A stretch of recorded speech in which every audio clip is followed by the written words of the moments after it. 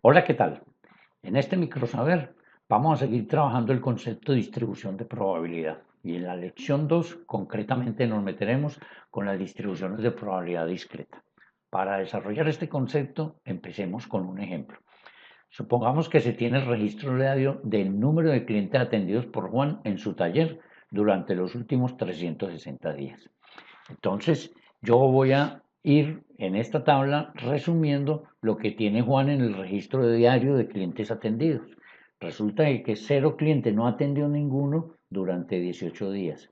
Él mira su registro y encontró que un cliente lo atendió 162 días. Dos clientes fueron atendidos durante 90 días, tres clientes durante 54 días y cuatro clientes fueron atendidos durante 36 días. En total, tengo los 360 días. Aquí tengo una distribución de frecuencias. Con esta distribución de frecuencia vamos a construir una tabla de probabilidad para cada uno de los valores de la variable.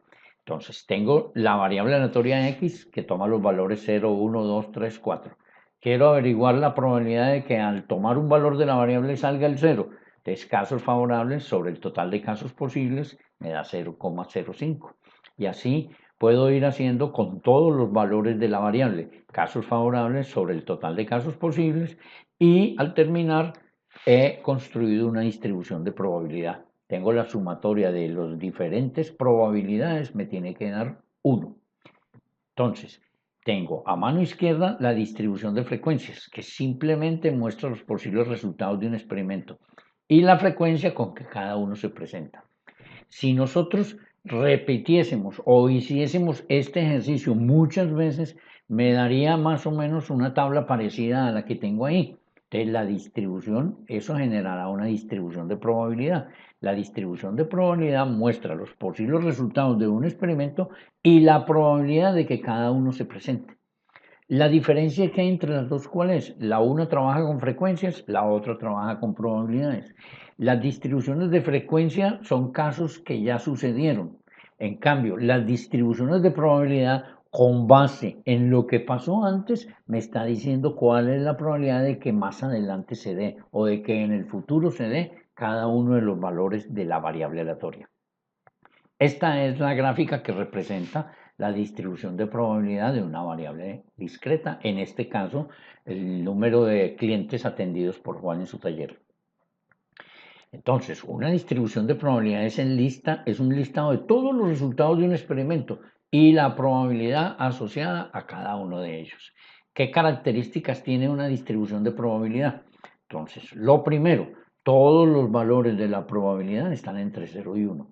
Ustedes saben que en probabilidad no existen probabilidades negativas ni probabilidades mayores que 1. Todas tienen que estar entre 0 y 1. Segundo, la variable aleatoria presenta valores mutuamente excluyentes. Si en un día se atendieron dos clientes, ya yo no puedo decir que se atendieron tres. O sea, o se da un valor, si se da un valor ya no se puede dar otro. La tercera característica es que esa lista de la variable aleatoria es exhaustiva, o sea, allí están todos los posibles resultados. Luego, la probabilidad, la sumatoria de esas probabilidades nos debe dar uno. Algo muy importante que hasta ahora no había mencionado es la forma como nosotros vamos a designar las variables aleatorias. Siempre tomaremos valores, letras mayúsculas de las últimas del alfabeto, W, X, Y y Z. Ese quiere decir que con esa letra vamos a representar la variable aleatoria y con las letras minúsculas vamos a representar los diferentes valores de la variable aleatoria. Entonces, la variable aleatoria X tiene diferentes valores que será X1, X2 hasta Xn. ¿Cuál es entonces la diferencia entre una distribución de probabilidad y una variable aleatoria? Muy sencillo.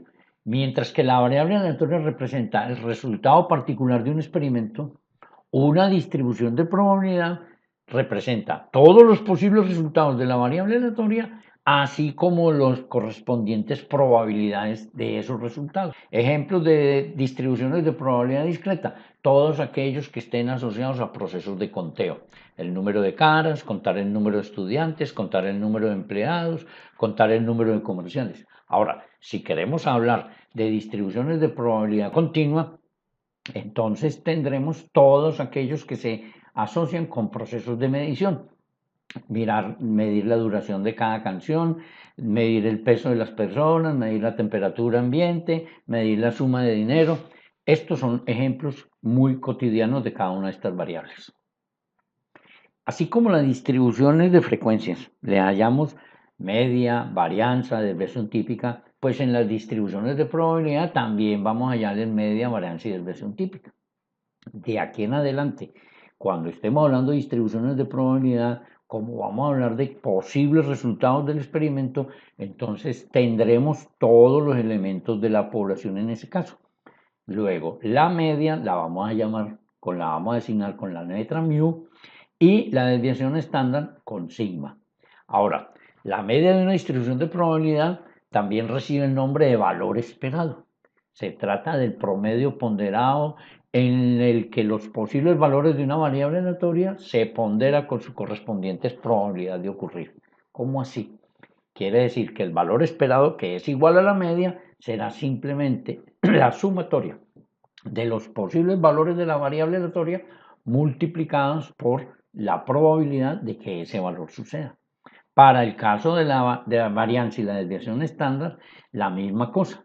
La media nos va a decir cómo se comporta o en el centro cómo es la variable, pero no me va a decir qué variabilidad tiene o qué tan dispersos están. Entonces aparece el concepto de varianza, simplemente la ponderación, pero de las diferencias entre el valor y la media, diferencias cuadradas entre ese valor y la media. Los pasos para el cálculo de la varianza son los siguientes. Primero, a la media le resto cada valor de la variable aleatoria y la diferencia la elevo al cuadrado. Segundo, cada diferencia al cuadrado se multiplica por su probabilidad, porque dijimos en la definición que estábamos ponderando. Y tercero, se suman los productos que resultan para obtener la varianza. Vamos a hacer un par de ejemplos para que no nos enredemos con esto. Supongamos el caso de la distribución de probabilidad que ya hemos venido construyendo para el taller de Juan. Yo voy a hallar la media. Entonces la media me dicen que es el producto de las X, la sumatoria de los productos de las X sub I por las respectivas probabilidades. La media será igual a 0, que vale la X, por 0,5, que es su probabilidad, más 1 que vale la X por 0,45, que es su probabilidad, más los diferentes valores de la variable aleatoria multiplicados por su probabilidad. A eso lo debo sumar y me da que la media es 1,80. Entonces se puede esperar que Juan atienda en su taller 1,8 clientes por día. Ese es el significado de la media o del valor esperado. Se puede esperar que Juan atienda en su taller 1,8 clientes por día. Ahora, para hallar la varianza, vamos a utilizar la fórmula que nos dieron, la ponderación de las diferencias entre cada observación y la media elevada al cuadrado. Cuando digo ponderación es porque la estoy multiplicando por su probabilidad. Eso tengo que tener en cuenta que la media me dio 1,8. Tomo la distribución de probabilidad, voy a hallar primero las diferencias de cada observación con respecto a la media y las elevo al cuadrado. 0 menos 1,8 me da 1,8 al cuadrado y lo elevo al cuadrado me da 3,24. 1 menos la media que es 1,8 me da menos 0,8, lo elevo al cuadrado y me da 0,64 y así voy a hacer con todos los valores de la variable aleatoria. Ahora tengo que multiplicarlas cada uno de esos resultados por la probabilidad de cada uno de los valores. Quiere decir que el primer caso 3,24 me dio la diferencia, lo multiplico por 0,5 y ese es el producto de cada diferencia por la probabilidad. Para cada uno de los valores de la variable hago lo mismo. Luego sumo ello y me va a dar la varianza de esta variable aleatoria. Como la varianza me da en unidades cuadradas, no es la más utilizada. Nos interesa entonces hallar la desviación típica, porque aquí me estarían dando número de clientes al cuadrado y número de clientes al cuadrado no cabe en la cabeza de ninguno de nosotros. Entonces, saquémosle la raíz cuadrada a eso para que hablemos de desviación típica y poder hablar del número de clientes. Entonces, podemos decir que la desviación típica de la variable aleatoria X es 1,077 clientes.